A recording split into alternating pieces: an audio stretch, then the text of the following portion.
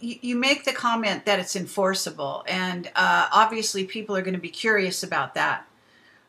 So what does that mean? Okay, I'll let Matthew handle that to start. Okay. No, okay, I think it might be clearer if I start by explaining a difference in two different types of international laws. Because most people, when they think of international law, they've heard of all these treaties. And there's two types. There's treaties, which are just agreements between countries.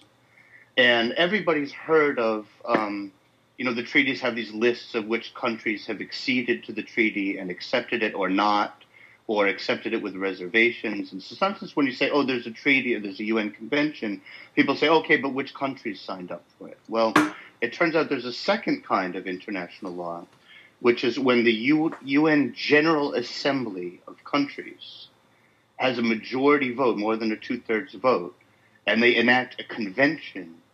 It's not just one of these mere treaties. So there's just treaty where, a handful of countries get together and then they try to get some other countries to like it. That, by the way, with all the conspiracy theories about the UN being abused for bad purposes, that's how the UN is abused, is by treaties. You get some agenda faction of bad guys. They manipulate some politicians of some country, then they propose some voluntary treaty with lies and propaganda, full of a handful of countries into thinking it sounds good, even though it's like Agenda 21. Looks great, but, a million loopholes for taking over, everybody's rights.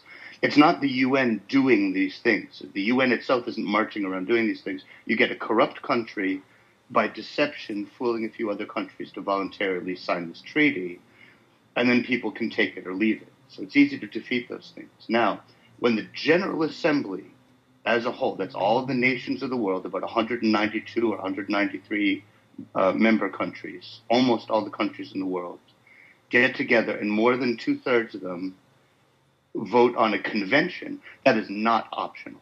That is a law. That's the real international law.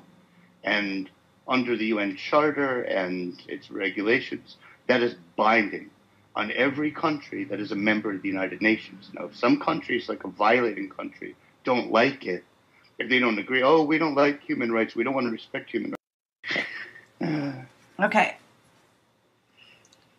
So we should be... If you could remind me what we were talking about, I was just wrapping up that point, so we can finish it quickly if you remind me what okay, we yeah. Now we're back. We're back. Okay, very good.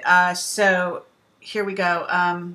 Sorry, everyone, for the trouble. And let me just reframe this just very quickly here. Okay, so people can see both of you at the moment and know that we are back on. You can see three of me. No. Yeah. It's Carrie and I were just laughing that happened because I went too far. When I started saying about the Security Council veto and that the only way they can get out of binding international law is to give up that's when we got disconnected. So, okay. Sorry, I went a little too far, but guess what, bad guys? I'm not going to back off. You're screwed. I'm doing this all the way, whether you like it or not. So just to clarify, what you were saying, though, is that these countries are part of the UN, that this particular court, is it because it's an NGO? I mean, I'm trying to get the relationship of why it means that suddenly these rulings are going to be they're opt-in whether they like it or not because they're part of the UN. Okay. In order to get out of the ruling, they have to back out of the UN altogether. So clarify that for me. Yes, good one. It's not about UN or not UN. Here's the thing. The binding international laws, like the human rights, Basic Declaration of Human Rights, that's General Assembly, that's binding law. All the countries have no choice, they're bound by it. They can't opt out. So the court was formed based on statutory provisions, sections of those binding laws that give authority to a court of international law. And it's hard to find them, and they're scattered in multiple conventions. And when you find all the pieces and string them all together, it turns out there's a complex set of criteria that if a court meets X, Y, and Z and a bunch of other criteria, it does have the statutory authority to exercise jurisdiction, universal jurisdiction, over all countries and their governments with complete judiciary authority and immunity. And that's it. So all the court had to do was follow the science of how do we meet all these criteria. This touches on your UN question. There's contradicting criteria in there. It was almost set up that you could do an international court, but they made a contradiction, and here it is. First, you have to have governmental license, so you have to be backed by a government. But second, you have to be able to prove that you're non-governmental. It's an oxymoron. Almost by definition, it can't be done. It's mission impossible. Well, the lawyers asked me about it, and I said, I like Mission Impossible. I do all kinds of Mission Impossible. So we thought about it, and we said, okay, well, what if we do this? What if we get UN NGO status? Now, it doesn't mean that you're under the UN, right? All it means is that you have gotten the UN to accept and register your nonprofit institution as an NGO. What does that mean? Non-governmental organization.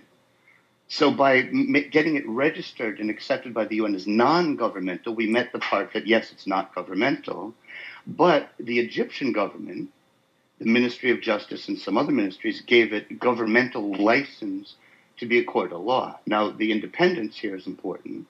So what we did is we negotiated with the Egyptian government so that the license is permanent and irrevocable. So Egypt said forever, once and for all, forever, irrevocable, we're giving you a license as an international court of law. The license says that it's for international jurisdiction and that it's non-governmental court. So it's a governmental license to be a non-governmental court, and we can prove that not only from the license, but from the fact that the UN accepted this as a non-governmental organization. So now, thanks to this gift, and it's a permanent, irrevocable gift by the Egyptian government, this is a non-governmental court that no government on the planet can say a word to, and it can't be blackmailed with losing its license. Okay. So now it's an animal all its own. Right. The lion is out of the cage now. Okay, and it has NGO status as well, correct? Yes, and that is no influence at all of any UN on the organization. It's the opposite. When you have NGO status, the NGO has influence, at least it has participation in the UN event. So the university, as the host NGO, has delegates and can assign them UN delegate cards and send them to Geneva in New York to lobby for human rights issues.